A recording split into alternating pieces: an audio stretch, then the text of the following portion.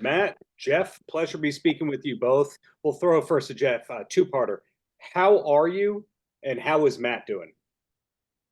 I am great. I'm totally in love with life to the fullest, and Matt is the same. We're addicted. We got a bad addiction with ice baths these days. We have to do our ice baths and just feel healthy and happy and still innovative and still extreme. So it is all good. Is the ice bath in your tour rider now when you're touring with your band that the backstage has to have a cold plunge? Oh, that's we got to evolve to that. Definitely, it's going to have to become a thing in the future. Well, there you go, Matt. Two-parter. You're fine. That's the first thing. Yes, I am. I am doing excellent. Very, very good. I'm glad to hear that. And is the next time that we fans of TNA are going to see you is Spartanburg, South Carolina? Yes, this Friday and this Saturday, myself and Jeff, we're going to be in Spartanburg, South Carolina, both days. We're doing two huge nights of TNA Impact tapings, and we are leading up to Bound for Glory. So these are the last shows right before Bound for Glory, and Bound for Glory is the biggest pay-per-view of the year. So we're super excited. We're super pumped for that. Night one, myself and Jeff will be wrestling ABC, the former World Tag Team Champions, in a first-time ever match. Never happened before. So it's going to be very cool. I know those guys are super excited about it, and we are too. And I hope we don't beat each other up too bad on the course of Friday night, because on Saturday, the Hardys and ABC are teaming together to take on the System: Moose, Eddie Edwards, Brian Myers, and Dango. And possibly this weekend in Spartanburg, we have two or possibly three new moves to try to pull off. So it's very exciting. So already in that one match, you'll have done more than Kevin Nash has done in his whole career. There you have it. There you have it. So, back to you and your success. Are you done with compliments for the day, or can I throw a few? You can throw a few if you'd like. Okay, before we get there, it seems like the locker room that you're in right now at TNA, maybe the most relaxed, polite locker room that's ever been part of your career. I mean, minus when you're beating each other up in the ring.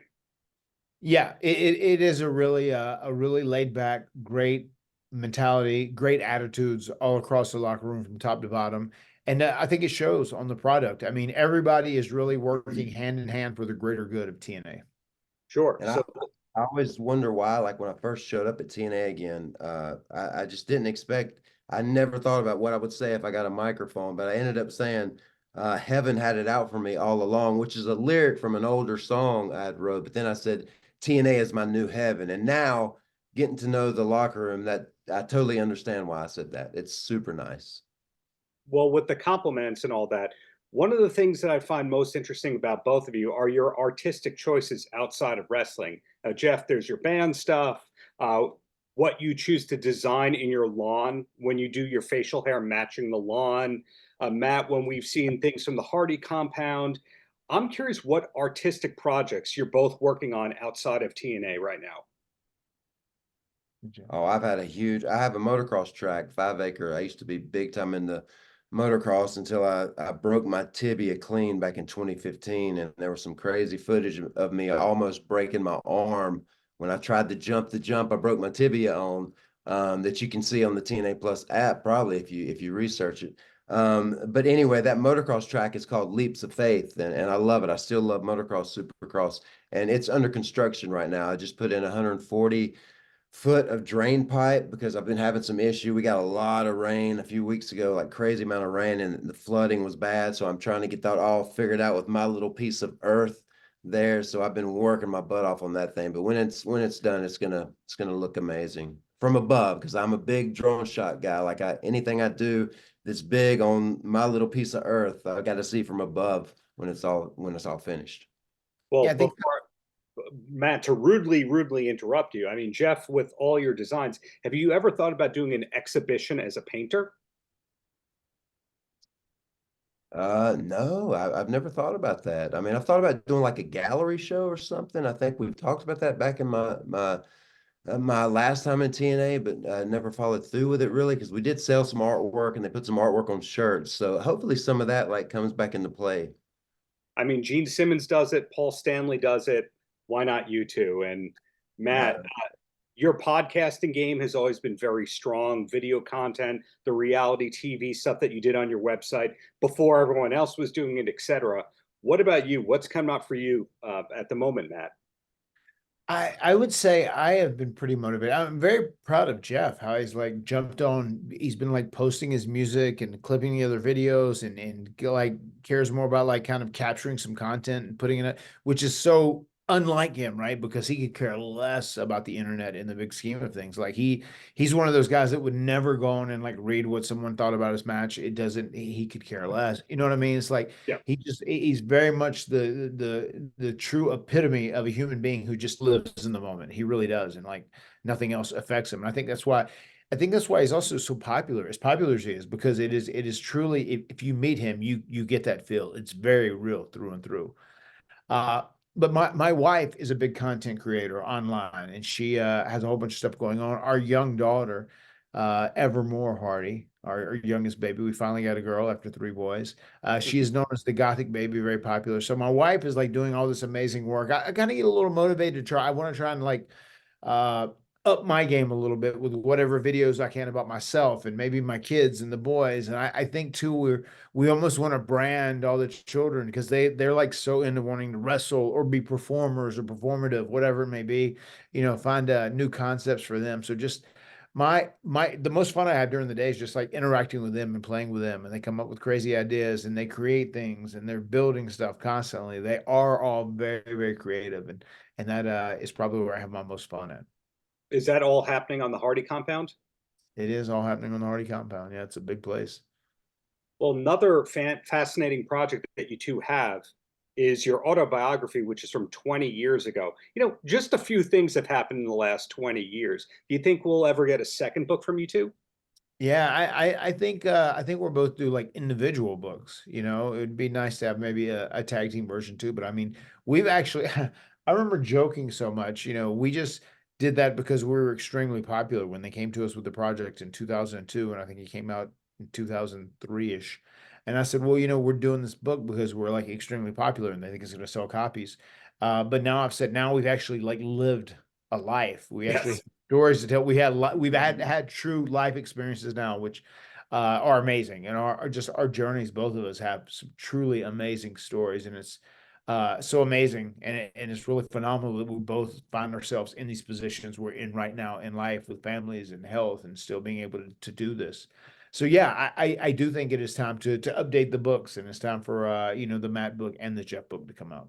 Yeah, and There's, I still even journal from time to time now, but I journaled for probably like 3 years in a row. So every day I was writing something, and I'd read the Heroin Diaries like a long time ago and was very fascinated by that. But I'm pretty sure I got my own alcohol diaries. It's just whether or not I'm ever going to build up the nerve to put all that out there because it's a lot, as you can imagine. well, in the case of the Heroin Diaries, assuming you're talking about the Nikki Sixx book, Yes. he remembers a lot of things incorrectly about his own life. So if you remember things correctly about your life while going through all that, all the better. Yeah, right on, man.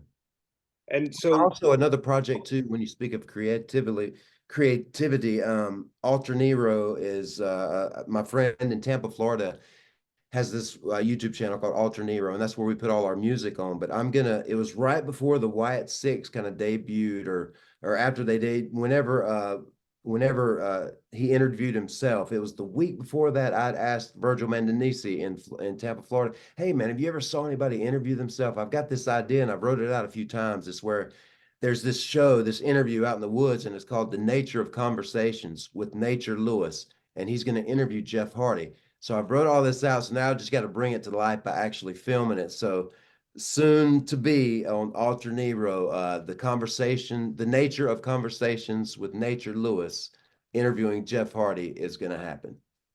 so for that to happen, going back to what Matt said, you have the idea, you have the creativity, but it sounds like you need somebody to push you to project manage it. And that's myself. That's myself. I just got so many things going on. I just got to get out there and make myself do it. And I've wrote it so many times. I just got to go for it. Well, three quick questions and then I let you go. And the first one's about TNA. Seeing the high level you two have been at in wrestling for 25 plus years at this point, is there anyone on the TNA roster you don't have an upcoming match with that you're still hoping to get in the ring with? And that goes to both of you.